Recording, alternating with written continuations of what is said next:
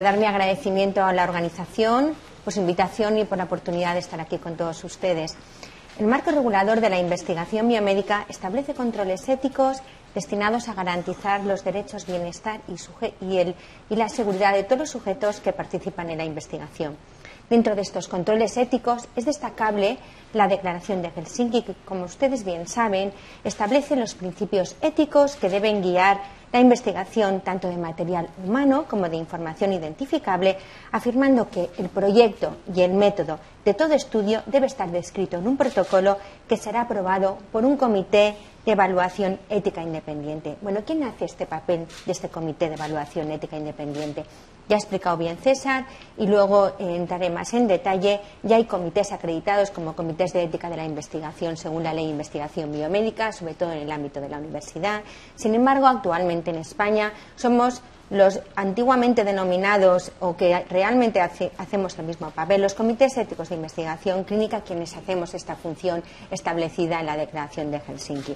De manera que, aunque ya lo ha dicho César, yo creo que es muy importante repetirlo porque es lo que nos centra a la hora de establecer el control ético que de alguna manera ejercemos. Somos independientes, debemos estar formados por profesionales tanto sanitarios como no sanitarios y con esa función principal de velar por la protección de los derechos, seguridad y bienestar de todo sujeto que participe en cualquier proyecto de investigación.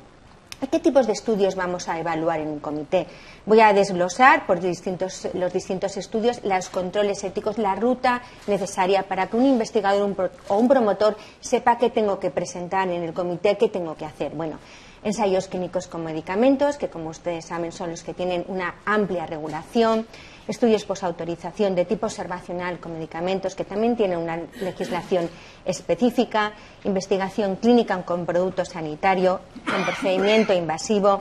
Voy a centrarme sobre todo en los estudios con datos de carácter personal, estudios observacionales y ya finalmente, y serán abordados en otras mesas en el día de hoy, investigación con muestras o el papel que muchos comités ejercemos como comité ético externo de los biobancos. Bueno, a modo de ejemplo, no se ve muy bien, pero quiero que vean en el Comité Ético de Euskadi hemos desglosado nuestra página web con los requisitos de los diferentes tipos de estudios que evaluamos, con la normativa, la memoria de actividad, etcétera, y hemos incluido, porque nosotros también estamos certificados, y teniendo en cuenta que teníamos sugerencias, comentarios, muchas dudas, un apartado de ayuda, un apartado con preguntas y respuestas que ayuden al investigador para ver qué tengo que hacer cuando quiero que un estudio me lo evalúe en comité. Bueno, pinchando en ese apartado, en esa casilla verde, entran en este diagrama que queremos que ayude al investigador para saber qué tengo que hacer con mi estudio. De manera que lo primero que tiene que preguntarse el investigador es: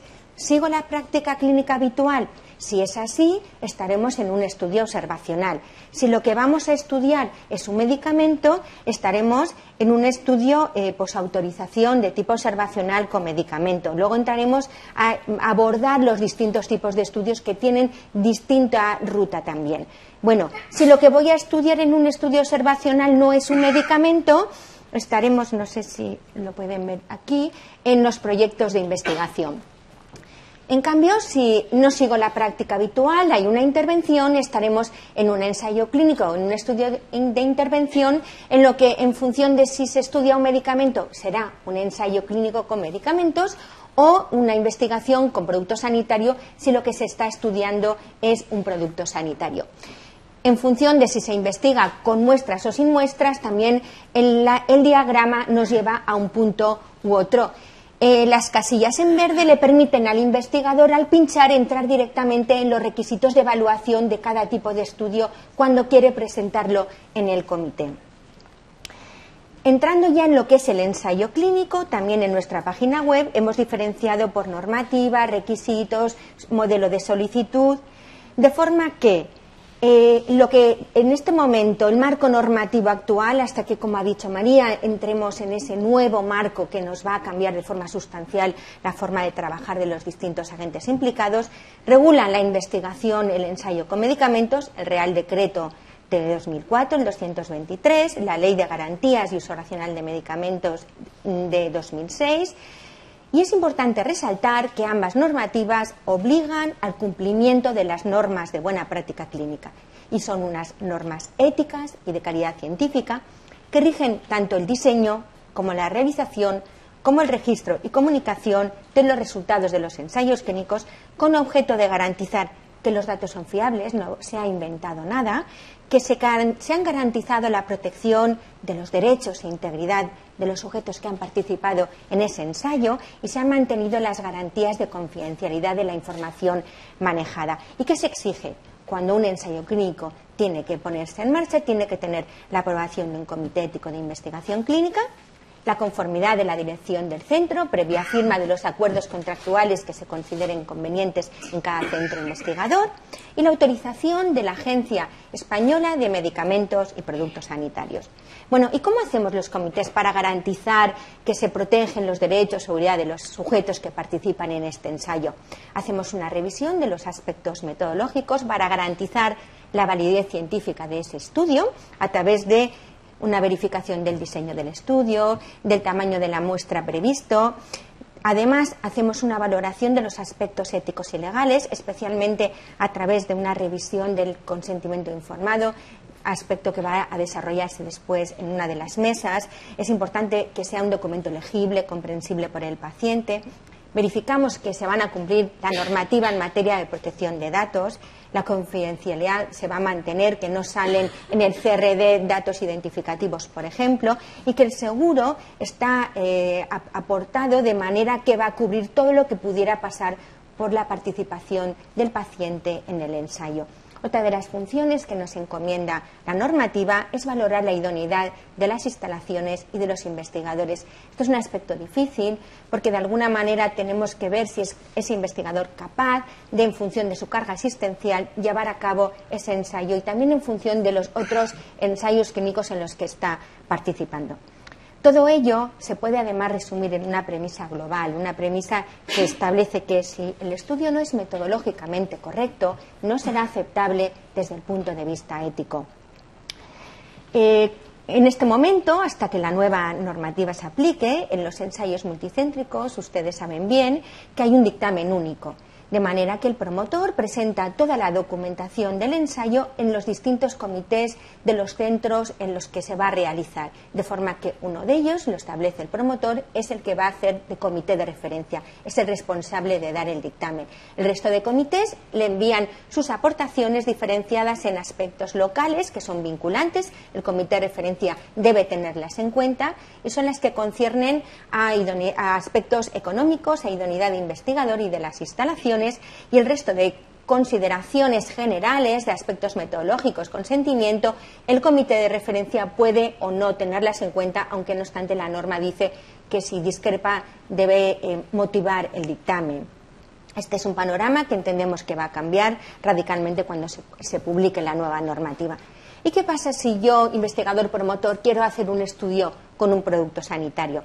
Bueno, en este caso hay un marco normativo específico que resume respecto a la investigación clínica el siguiente párrafo. En la realización de investigaciones clínicas con productos sanitarios debe aplicarse los principios éticos, metodológicos y de protección de los sujetos contemplados en la normativa en materia de ensayos clínicos con medicamentos.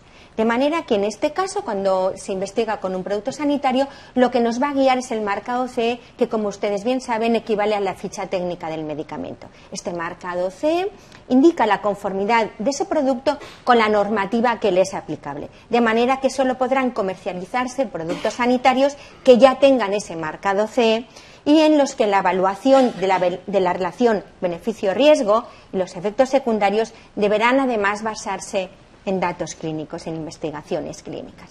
Bueno, ¿y qué requisitos se necesitan? Por supuesto, el consentimiento informado del paciente para participar en esa investigación, el informe favorable del Comité Ético de Investigación Clínica, y aquí se exige que haya un seguro que cubra los posibles daños que pudieran surgir, excepto si son investigaciones con un producto sanitario en esa indicación ya contemplada en el marcado CE, o si el comité que lo evalúa considera que la intervención supone un riesgo equivalente o inferior al que correspondería en la práctica habitual. No obstante, quiero resaltar que en el caso en que evaluemos una investigación con producto sanitario por ejemplo, un estén liberador de fármacos, aquí lo que aplicaría es la legislación en materia de producto sanitario. ¿Y cuándo se requiere autorización de la agencia? Se requiere autorización de la agencia para investigación clínica con producto sanitario si no ostenta todavía el marcado CE o si tiene marcado CE, pero esta investigación quiere evaluar aspectos, quiere evaluar una indicación no contemplada en este marcado CE. Entramos ya en los estudios observacionales con medicamentos. Yo, promotor o investigador, quiero hacer un estudio observacional con medicamentos y qué ruta debo seguir. Bueno, lo primero es la definición. Un estudio observacional con medicamentos es aquel en el que el medicamento se prescribe de la manera habitual, de acuerdo a las condiciones establecidas en la autorización, en los que la asignación de un paciente a una estrategia terapéutica concreta no está decidida de antemano por el protocolo de investigación, sino que está determinada por la práctica habitual de la medicina y en los que no se aplica a los pacientes ninguna intervención, ya sea diagnóstica o de seguimiento, que no sea la habitual de la práctica clínica. En este momento, en la regulación fue publicada, hay una orden SAS que establece las directrices para hacer estos estudios, que ha sido publicada a finales de 2009. En esta orden SAS se hace una definición de los distintos estudios que ahora les voy a trasladar y tienen también una ruta, tienen un diagrama en donde pueden ver qué se exige a cada tipo de estudios en esta normativa y que como premisa general se exige que todos tengan el visto bueno de la gerencia de los centros previo acuerdo económico firmado, previo contrato que establezca el centro investigador y, por supuesto, previo informe favorable del Comité Ético de Investigación Clínica. Bueno, la normativa define en primer lugar los EPALA. ¿Y qué son los EPALA? Bueno, son aquellos estudios que es una condición establecida en el momento de autorización de un medicamento, que es una exigencia de la autoridad competente para aclarar cuestiones relativas a seguridad del medicamento o que bien forma parte del plan de gestión de riesgos. En estos estudios se exige la aprobación de un comité, la resolución de la agencia, pero no se requiere la intervención de las comunidades autónomas.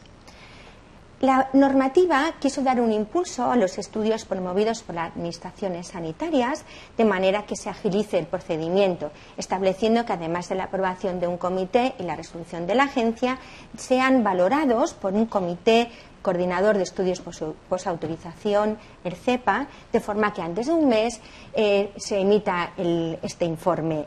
Este comité de estudios posautorización está formado por representantes de todas las comunidades autónomas y por la Agencia Española de Medicamentos. Respecto a los estudios prospectivos, hay un seguimiento prospectivo. Aquí es donde se exige que además intervengan las comunidades autónomas que tendrán que dar su autorización en función de sus políticas de uso racional de medicamentos o las exigencias de autorización que la comunidad autónoma considere. Y ya finalmente, esta normativa ha incluido un tipo de estudios que evaluamos cada vez con más frecuencia, que son los NOEPA, y los define la normativa como aquellos estudios en los que el factor de exposición fundamental no es un medicamento. No obstante, la agencia sí dice en esta normativa que si se recogiera información sobre medicamentos debería presentarse a la agencia para su clasificación.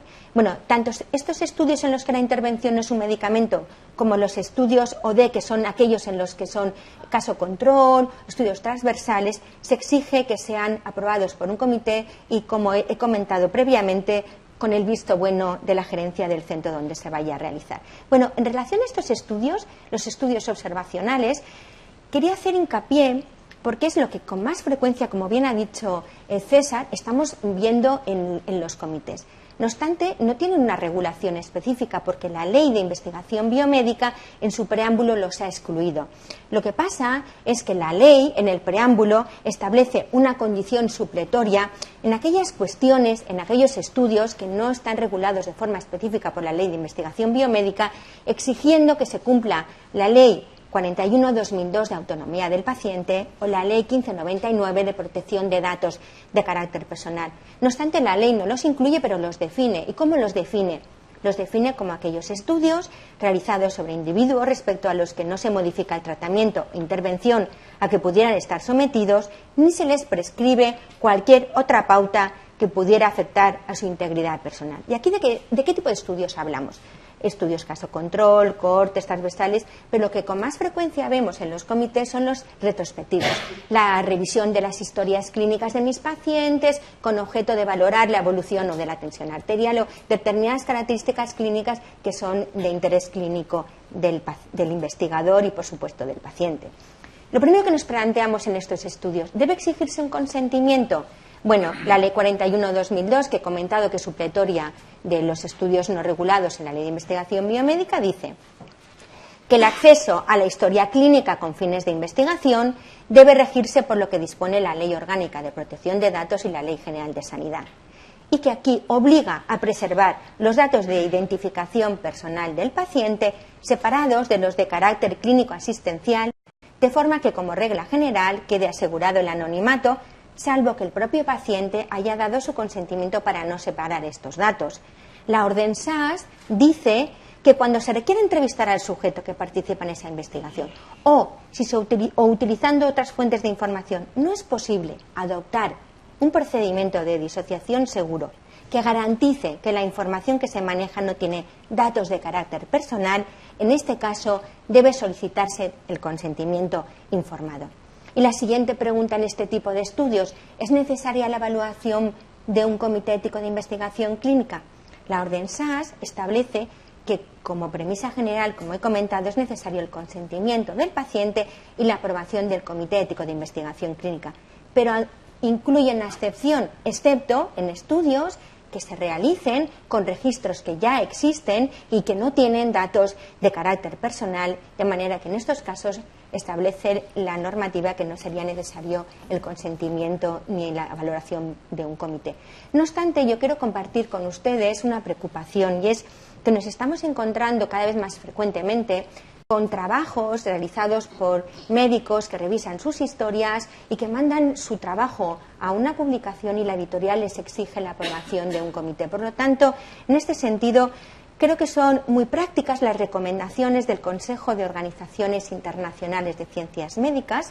Son unas pautas internacionales para revisión ética de estudios epidemiológicos que establecen, a modo de resumen, que cualquier proyecto de investigación epidemiológico con seres humanos debe ser evaluado como premisa general por un comité ético, que ante la duda de si es necesaria esa revisión ética, lo que recomiendan es consultar con el comité ético o directamente remitir su trabajo, que en cualquier investigación epidemiológica el investigador debe obtener el consentimiento del participante y que si se plantea la exención, esta excepción debe ser siempre aprobada por el comité ético que evalúe el proyecto. Como último tipo de estudio del que voy a hacer referencia a la ruta al control ético están los proyectos de investigación con procedimientos invasivos, que, como ustedes saben, la Ley de Investigación los define como toda intervención realizada con fines de investigación que implique un riesgo físico o psíquico para el sujeto afectado. Aquí hay mucha discusión al respecto también, porque es que si una extracción de sangre realizada con fines de investigación exclusivamente es un procedimiento invasivo. Bueno, también comento que es un tema que al final se opta porque el incluir en la práctica habitual aspectos que realmente tengan un riesgo prácticamente nulo. En este caso, debe ser evaluado por el Comité de Ética de la Investigación y autorizada por el órgano autonómico competente. Esta parte también está pendiente de ser desarrollada en muchas comunidades autónomas, y la evaluación de este proyecto tendrá en cuenta la idoneidad científica del proyecto, la pertinencia, factibilidad y su adecuación y la adecuación del investigador principal. Exige que haya un seguro, exige el aseguramiento de los posibles daños, y esto es un problema para muchos investigadores porque implica una carga económica. Nosotros en Osakidetza lo hemos solucionado incluyendo estos estudios en la póliza general de Osakidetza cuando son aprobados por el comité. Ya explicadas las rutas, ¿cuál es el papel que juega el Comité Ético de Investigación Clínica o Comité de Ética de la Investigación? Bueno, lo primero es la reflexión, lo que ha comentado César. Estamos acreditados en este momento para evaluar ensayos clínicos con medicamentos. Nuestra exigencia de composición y funcionamiento está muy dirigida a esta función, de manera que se exige que haya médicos, farmacéuticos, diplomados universitarios en enfermería, y si partimos de que la ley dice que los CEI dejarán de existir a partir del momento que se constituyan. Hasta ese momento, hasta que los comités de ética de la investigación se constituyan, estamos haciendo esa función. Por lo tanto, la primera pregunta, ¿estamos capacitados para evaluar los proyectos de acuerdo a la Ley de Investigación Biomédica?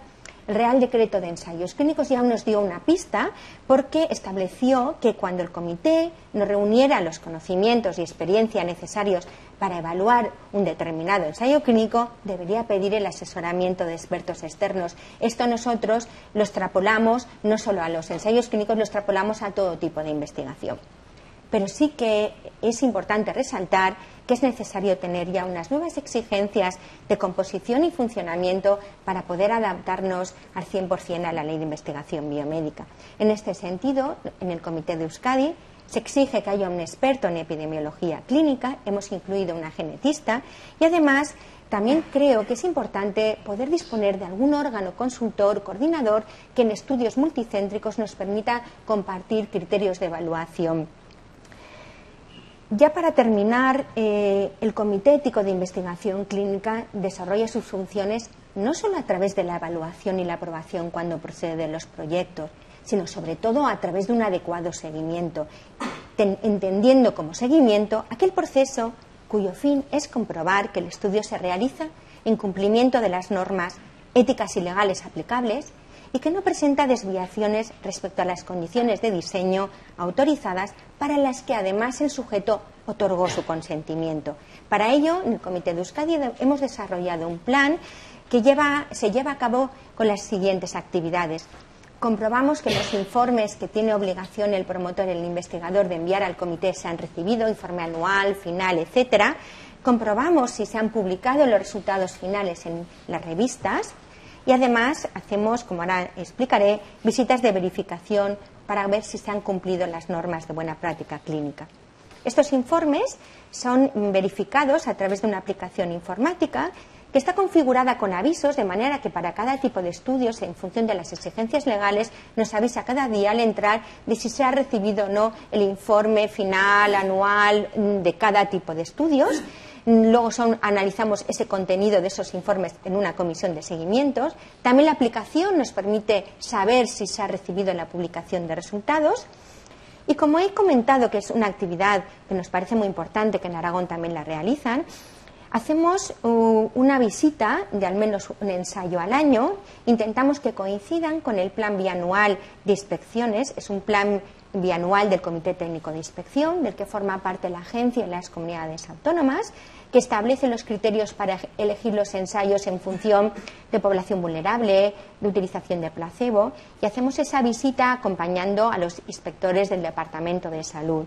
En estas visitas lo que hacemos es, por un lado, ver si se han cumplido las condiciones del protocolo, si se han registrado correctamente toda la información en el cuaderno de recogida de datos, si el consentimiento se obtuvo en condiciones adecuadas y si se mantuvieron las condiciones de confidencialidad durante todo el ensayo clínico.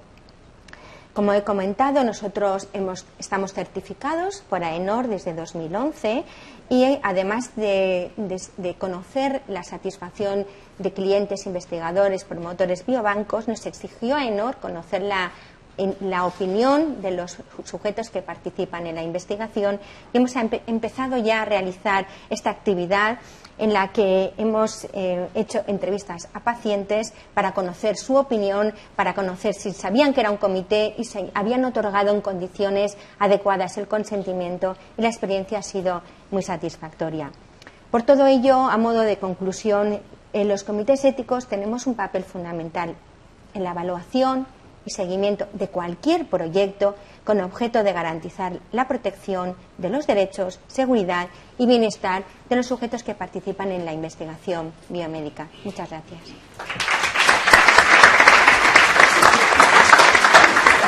Gracias.